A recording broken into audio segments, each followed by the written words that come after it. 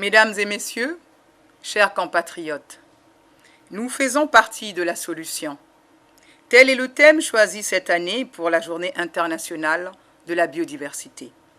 Alors que la pandémie due au coronavirus, cet organisme sommaire doté de quelques gènes, nous a mis face à notre fragilité en nous rappelant à quel point nous étions dépendants du vivant, ce rappel à ce que chacun d'entre nous fasse sa part dans le combat pour la préservation de la biodiversité est le bienvenu. Ce combat n'est pas une abstraction, encore moins un luxe de pays riches. C'est une urgence qui nous concerne toutes et tous. La biodiversité, c'est le socle de notre alimentation, de notre eau pure et de notre énergie. Elle est au cœur non seulement de notre survie, mais aussi de nos cultures, de nos identités et de notre joie de vivre. Or, ainsi que le répètent inlassablement tous les rapports d'experts et de scientifiques depuis plus de 20 ans, un grand péril menace notre biodiversité. Au point que certains affirment que la Terre est en train de subir une véritable extinction de masse, sans équivalent depuis la disparition des dinosaures, il y a 66 millions d'années. Les disparitions d'espèces de toutes sortes se multiplient, plantes, poissons, mammifères, oiseaux, insectes, reptiles, du fait de la déforestation, de l'agriculture non durable, du surpâturage, des activités minières et extractives incontrôlées, mais aussi bien sûr du fait du réchauffement climatique. Mesdames et messieurs, chers compatriotes, de tous les continents du monde, l'Afrique est celui qui résiste le mieux à l'appauvrissement de la biodiversité. Notre continent abrite encore une extraordinaire diversité biologique et c'est le dernier endroit sur Terre où vivent de nombreuses espèces de grands mammifères.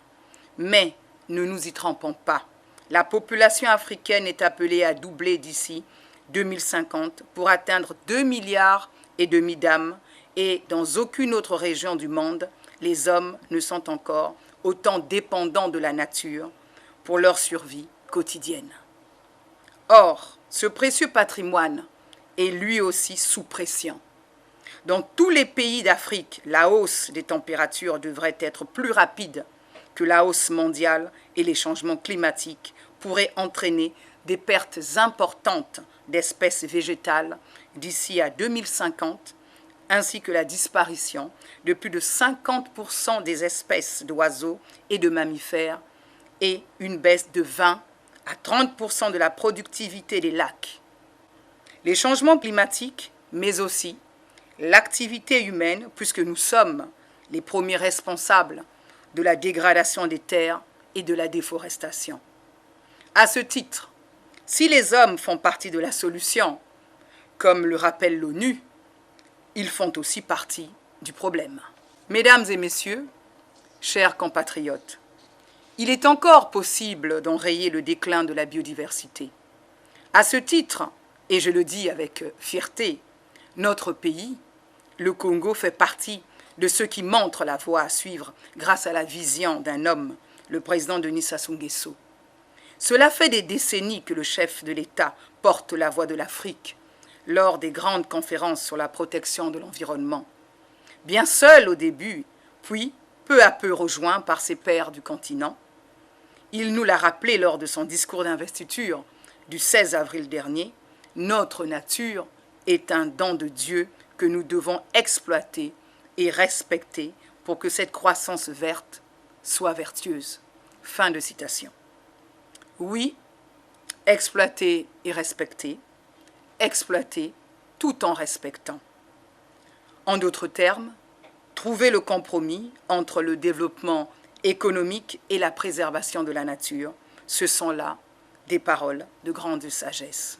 Mesdames et messieurs, chers compatriotes, afin d'éviter le basculement de la biosphère dans un nouvel équilibre dont nul ne sait de quoi il sera fait, tout ce que notre planète compte de scientifiques, de climatologues, d'environnementalistes et de militants écologistes a les yeux fixés sur cette formidable réserve de biodiversité qu'est le bassin du Congo. Avec ses forêts, ses fleuves, ses précieuses tourbières, ses sites protégés et ses zones humides. Cet immense patrimoine mondial a la chance d'avoir comme grand conservateur le président Denis Sassou Nguesso, président de la commission climat du bassin du Congo.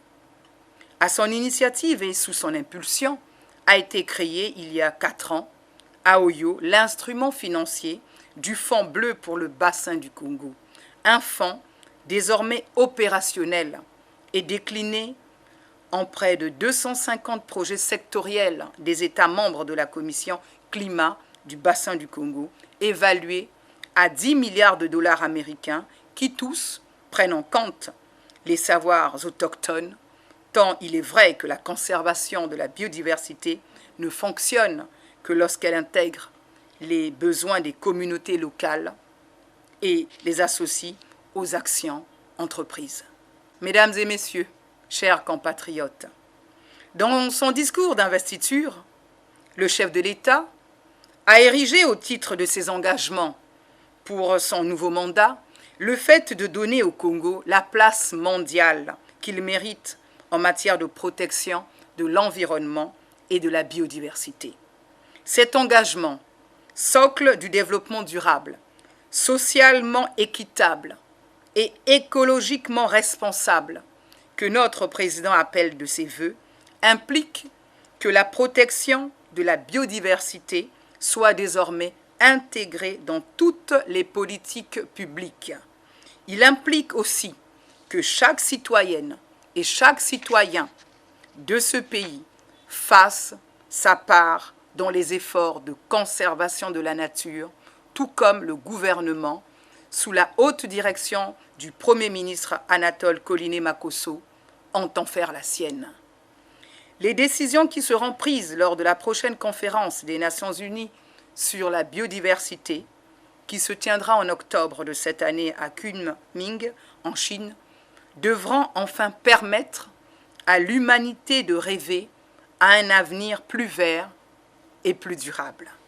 Le Congo, notre pays, s'y rendra la tête haute, fier du leadership régional qu'incarne en la matière le président Denis Sassou Nguesso et conscient du rôle crucial que joue notre patrimoine naturel pour l'avenir de nos enfants, car la biodiversité, c'est nous et tout ce qui vit sur Terre.